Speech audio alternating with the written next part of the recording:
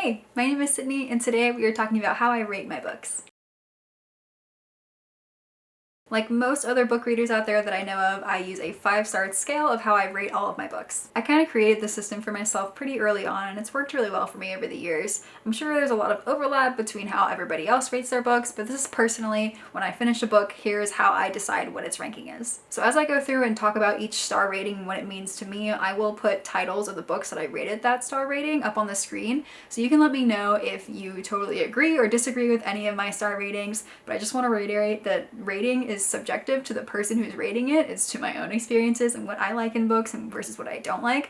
I'm sure some books you will totally agree with my ratings and some of them you totally will not, and that's totally okay. Did I say totally enough for you to understand the message? And it's funny, as I was preparing for this video, I was going through all of my old ratings to see what I rated, and with time and becoming a better reader and a more more full human being, I guess, it's funny seeing what I rated things a few years ago versus what I would rate them now. Like, I know there are 5 stars in there that like are generously 4 stars, so going through, ratings change over time. I'm sure if I reread some of the books, I'd give them different ratings. So is the system flawed? Sure, but honestly, I still use it because it's still a great way for me to keep track of what I'm reading and how I feel about it in the moment. Okay, anyway, from a star rating of 1 to 5, because 0 is not an option, here's how I rate my books. So first I'm going to start out with 1 stars. Unfortunately, Goodreads does not have a DNF function, so this is what my 1 stars represent for me. 1 stars are books that I physically could not get through for any reason. I don't have a ton of 1 stars because I generally won't pick up books I don't think I'll finish, but they definitely still exist. Either the book feels outdated to me, like really harmful old romances that are just super into gender norms that I'm not about, or the writing is really bothering me, or the main character is just so annoying that I cannot handle them. There's a ton of different reasons why I would DNF. I also just get bored in some books. Like many of us, I am totally a mood reader, so sometimes I will pick up a book and get 10 pages into it and think absolutely not and put it back. Sometimes I will go back and reread the book and actually get all the way through and it was a good book, and sometimes I'll try again, and if that second or third time it's not happening, then I count it as a DNF, even if it is a good book. Something that Goodreads unfortunately does not allow right now, it'd be great if they did, is half stars. I do half stars on all of my ratings in my spreadsheet. I just have it as like a little half mark in my tallies, and they are kind of the in-betweeners. So 2 stars for me are books that I did finish, but just barely. I will never recommend them to anyone else. I will never reread them. If I got them at a little free library, they are immediately going back in a little free library. So there's not really much in between 1 and 2 stars for me, so I'll very, very rarely see a 1.5 star. Some of these books might have really worked for you, but these ones just really did not vibe with me. I have read some 2.5 stars over the days. A lot of them have been like free Kindle reads that you get on Stuff Your Kindle Day or something like that, where I got through them. They weren't good, but they weren't awful. I'll never reread them, so that's generally where those 2.5 stars lay. 3 stars are the middle of the lane. They are good books. I finished them. I had some positive feelings toward them, but they weren't great books. Doesn't necessarily mean that there's anything wrong with them. I just might not have vibed with them, or I feel like I will never reread them, or I feel like I can't blanketly recommend them to people. Some of these might be really good for one-on-one specifics if I know a person really well and I think they would enjoy it, but I would never just like overall recommend it to people. Something about it just wasn't for me or isn't for the masses, I don't think. Now, some of these 3-star books could be your 5-star books, but they just were not it for me. 4 stars are great, but I actually end up giving quite a lot of books 3.5 stars. These for me are, they're not great, but they're better than good. Like, they deserve a little bit more credit than just being middle of the line, but they're not good enough for a 4-star review. So quite a lot of the books I read are 3.5 stars. I fall into this trap a lot when I'm reading through an entire author's backlist, like I'm getting through everything that they've read.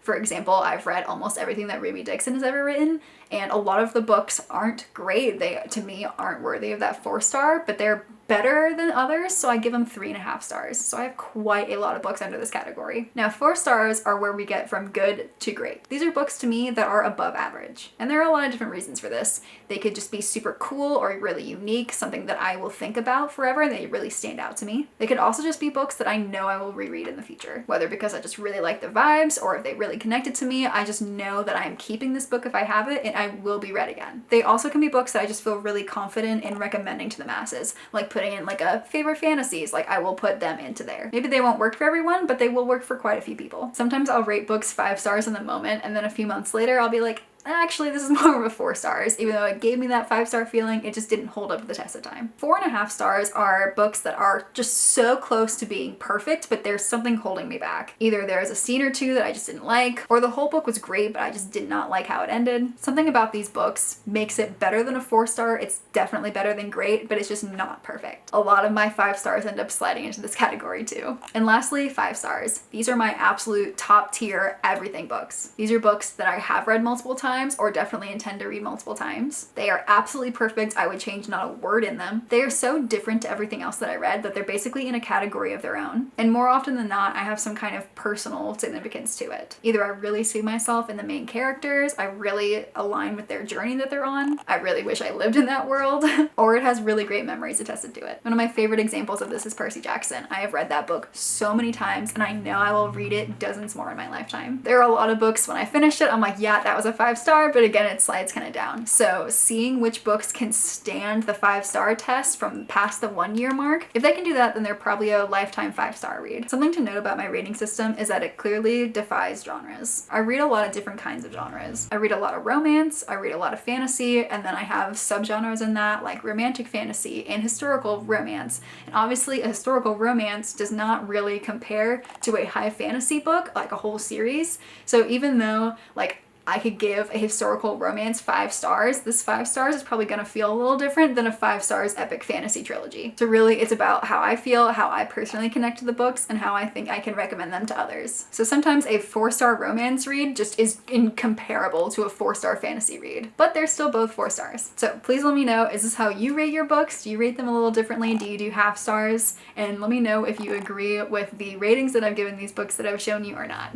And if you have any books that are similar to any of my 4 to 5-star books, please let me know. I would love to read them as well. I hope this helps you understand why I rate books the way I rate them in my recaps, and maybe we'll give you some clarity of why some books may feel like 4 stars versus 3.5 stars. Thank you so much for watching, and I can't wait to rate more books with you.